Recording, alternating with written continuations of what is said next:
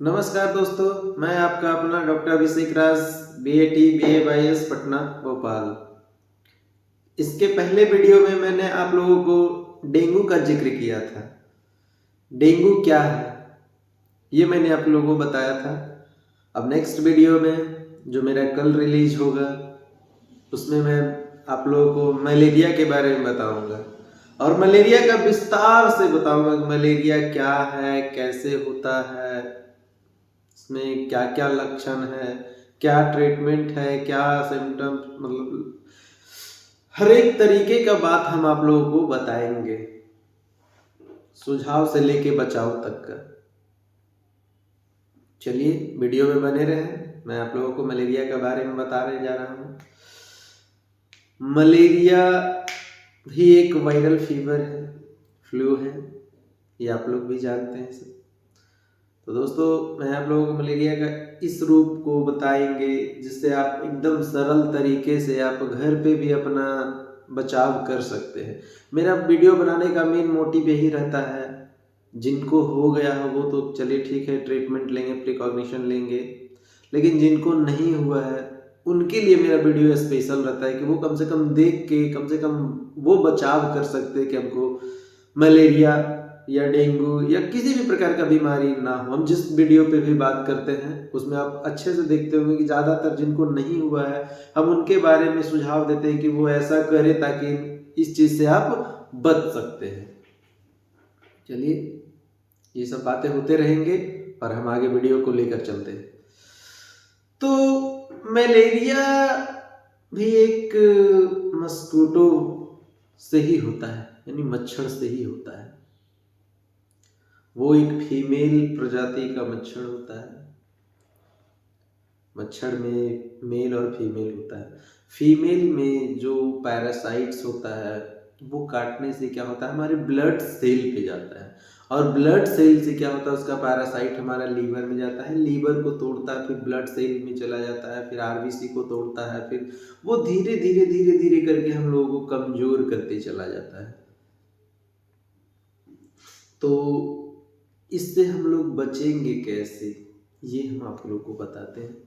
तो सबसे पहले कोई भी मच्छर, कोई भी मस्कीटो जो हम लोग कहते हैं, आप लोग जिस लैंग्वेज में समझे उसी बात में, मच्छर जो होता है ना, हम ज़्यादातर सरल लैंग्वेज का इसलिए आप लोगों के बीच इस्तेमाल करते हैं ताकि आप लोग को बेहतर समझ में आ जाए।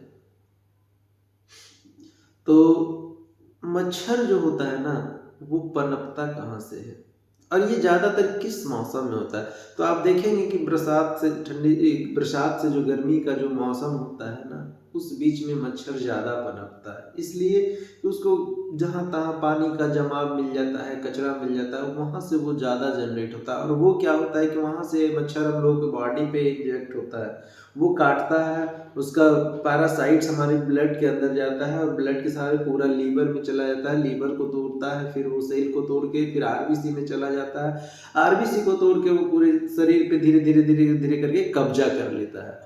और जिसको ज़्यादा मात्रा में टाइप, ये आपको बता दें कि ज़्यादा मात्रा में मलेरिया का जब हो जाता है, जब उसका पैरासाइट ज़्यादा मात्रा में फैल जाता है तब इंसान को कमज़ोर कर देता है, इसमें मृत्यु भी होने की चांसेस हो जाती है। इसलिए हम लोग चाहेंगे कि कोई भी बीमारी को खतरनाक तरीके से होने ना दे, अगर हुआ है तो उसको जल्द ही हम लोग ठीक करेंगे। जल्द ठीक करने के लिए हम आप लोगों को बताते हैं सबसे पहले कि इसका लक्षण क्या है। आप जैसे ये मलेरिया आपको फीमेल मादा जाति का जो मच्छर होता है, ठीक है ना, फीमेल जाति का, तो वो जैसे ही आपको काट लिया तो आपका ब्लड इंजेक्ट करने लगता है, धीरे धीरे देखिएगा कि आपको फीवर लगेगा। आप लोग अपने गांव में भी सुनते होंगे ठंडा लग के बुखार आता है, और जब बुखार उतरने लगेगा तो काफ़ी हद तक पूरे बॉडी में पसीना आने लगता है, समझ जाते हैं कि मेरा फीवर टूट रहा है। तो ये कर्म होता है, ये लक्षण होता है कि आप इससे भी पता कर सकते हैं। और मलेरिया का जो है वो टाइमली फीवर होता है। आप देखेंगे कि सुबह का सुबह फीवर एकदम चढ़ जाएगा, शाम का शाम एकदम फीवर उतर जाएगा, या शाम का शाम चढ़ जाएगा, सुबह सुबह उतर जाएगा। इस तरीके का लक्षण देखेंगे कि टाइमिंग पे मतलब लगेगा कि सुबह शाम हम लोग को फीवर आ जाता है, बाकी टाइम हम लोग ठीक रहते हैं। तो ये आप लोगों को कुछ कुछ लक्षण जो है देखने को मिलेगा। ये तो आप लोग लक्षण जान लिए कि किस टाइप से हम लोग पता कर सकते हैं कि ये आपका मलेरिया है। इसके बाद हम इसके चलते हैं, इसको अब अपने टेस्ट की ओर लेकर या आप इसकी जांच में क्या क्या करवा सकते हैं। तो मलेरिया का किट आता है, मलेरिया सीरम भी होता है, सीरम से भी आप टेस्ट कर सकते हैं। उसको माइक्रोस्कोप पे लगा के सीरम जैसे ही प्लेट पे लिया जाता है, प्ले ब्लड आप बॉडी से निकाल लिया जाता है और उसके बाद फिर उसको प्लेट पे रख के उसको माइक्रोस्कोप द्वारा देखा जाता है कि कितना पैरासाइट इसमें है, इसमें मलेरिया है या नहीं है। ये सारी चीज़ों को देखा जाता है। तो ये किट से भी टेस्ट होता है, ब्लड से भी टेस्ट होता है और किट का जो है जल्दी मतलब कभी कभी रिजल्ट जो है नेगेटिव या पॉजिटिव भी होता है, लेकिन जो सीरम जो देखा जाता है उसमें 100% पॉजिटिव ही आपको दिखाया जाता है। अगर ज़्यादा मात्रा में आता है तो हम हमेशा बताते हैं कि अगर कम है तब तो आप मान कर चलिए कि उपचार कर सकते हैं, लेकिन अगर ज़्यादा मात्रा में है तो आप अपने नज़दीकी स्वास्थ्य केंद्र के अंदर जाकर संपर्क करें। कोई भी आपको डॉक्टर जो प्रिस्क्राइब करेंगे कि किस टाइप का आपको टेस्ट लेना है, किस टाइप का आपको मेडिसिन लेना, दवा लेना है, ये सारी चीज़ वो आपको बताएंगे। अगर कम मात्रा में है तो आप टेस्ट करके देख सकते हैं कि चलो ठीक है अभी पैरासाइट्स कम है, तो आप कुछ कुछ चीज़ों को जो है इस्तेमाल करेंगे तो वो आपको राहत देंगी। ये तो आपका चलिए लक्षण हो गया, आप लक्षण जान लिए, फिर जांच करा लिए और जांच कराने के बाद अगर मान लिया जाए कि आपको मलेरिया पॉजिटिव आ गया, तब आप क्या करेंगे? तब उससे बचना ही है, तब इसका ट्रीटमेंट जानेंगे। ये ट्रीटमेंट क्या है, तो बचाव क्या है। सबसे पहले तो आप देखेंगे कि जो भी कचरा आपके घर के अड़ोस पड़ोस में है, कचरा, पानी का जमना, ये सारा चीज़ क्या है ना कि आप देख सकते हैं कि कचरा अगर है तो उसको पहले साफ सुथरा करवाएं, अपने घर को ज़्यादातर नीट एंड क्लीन रखने का प्रयास करें, अड़ोस पड़ोस में पानी का जमाव होने के लिए ना दे, ये सारी चीज़ों को ध्यान रखें। और घर में मच्छरदानी का इस्तेमाल जरूर करें, क्योंकि मच्छरदानी का जो है कहीं कोई साइड इफेक्ट नहीं है आपका।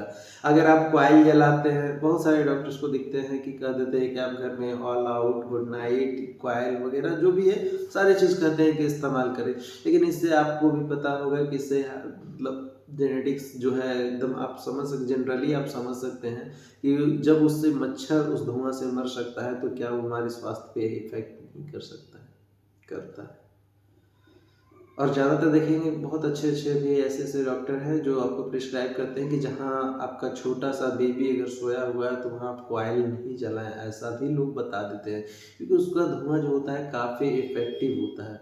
उससे जो भी गैस निकलता है वो काफ़ी हानिकारक गैस निकलता है, इसलिए क्योंकि वो मच्छर को मार देता है। इसी तरीके से हमारे स्वास्थ्य पे भी इफेक्ट करता है, लेकिन इसका सबसे बढ़िया सुझाव और बिना साइड इफेक्ट के कोई तरह के दिक्कत हुए आप मच्छरदानी का इस्तेमाल करें तो आपके लिए सबसे बेस्ट ऑप्शन है।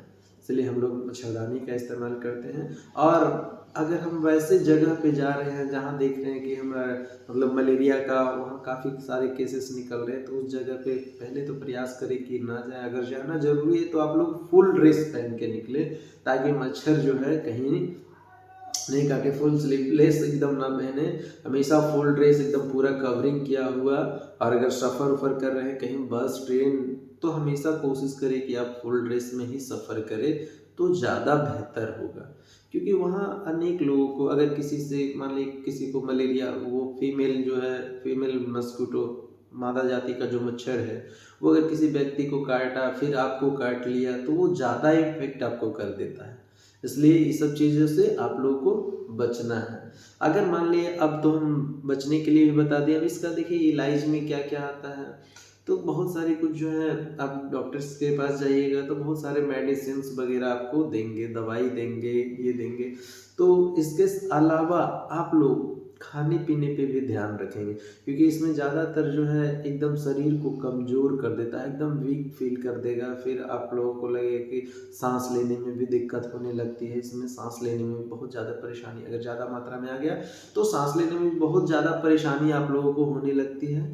इसलिए प्रयास रखिएगा कि आप लोग स्वास्थ्य केंद्र में जो डॉक्टर साहब प्रिस्क्राइब करते हैं वो आप उस चीज़ों पे ध्यान देंगे और उस चीज़ों का दवा का, ये सारी चीज़ों का इस्तेमाल एकदम ऑन टाइम, सही समय पे और सही डोज का इस्तेमाल करेंगे। इसके बाद मैं आप लोगों को खाने पीने की बात बताऊंगा कि क्या खाना चाहिए और क्या नहीं खाना चाहिए, ये सारी तो को भी हम बताएंगे आपको। तो इसमें खाना क्या है, आपको खाने के लिए आप वही चीज़ जो हम आपको डेंगू में भी बताए थे कि सबसे पहले जैसे प्लेटलेट टूटता है तो बकरी का दूध का इस्तेमाल किया करें। बकरी का दूध बहुत फायदेमंद होता है, बकरी का दूध का इस्तेमाल किया करें। बकरी के दूध के अलावा आप कीवी फल इस्तेमाल कर सकते हैं, पपीता का इस्तेमाल कर सकते हैं, पपीता के पत्ते का जूस ले सकते हैं। ये सारी चीज़ों का इस्तेमाल करेंगे। लेकिन हम जूस बार बार बोलते हैं कि जूस जब भी लीजिए पपीते का पत्ता का, तो अपना एक क्वांटिटी के हिसाब से लेंगे, क्योंकि ये जिसमें मैटर करता है। अगर आप अपने क्वांटिटी के हिसाब से नहीं लेते हैं तो आपको फ़ायदा नहीं कर पाएगा, और जहाँ तक हो सकता है नुकसान कर देगा। तो फिर लगेगा नहीं सर जो बताए थे वो चीज़ सही नहीं निकला। इसलिए आप लोग ध्यान रखेंगे, कभी भी अगर कोई भी दवा भी आप लेते हैं तो जो क्वांटिटी बताया जाता है उस क्वांटिटी के आधार पे आप दवा का भी इस्तेमाल कर सकते हैं। आपको मेरा वीडियो कैसा लगा? इसके पहले डेंगू का था और अब ये मलेरिया के बारे में जो आप लोगों को बताया, तो मलेरिया का वीडियो कैसा लगा? मैं आपका अपना डॉक्टर अभिषेक राज, न्यू चेन्नई सेवा सदन hospital, post master road, Nawada. धन्यवाद। आप लोग अपना वीडियो देखकर जरूर कमेंट करके बताएंगे कि कैसा लगा मेरा वीडियो। धन्यवाद सर।